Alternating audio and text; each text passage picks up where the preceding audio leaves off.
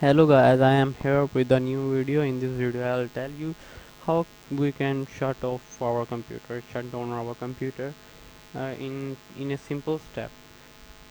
First we have to go to the start menu. This is called start menu. We don't have to choose this option or not those. We just go to the bottom of the menu and select this. There will be many options: switch user, log off, lock, or sleep, and uh, you just have to choose.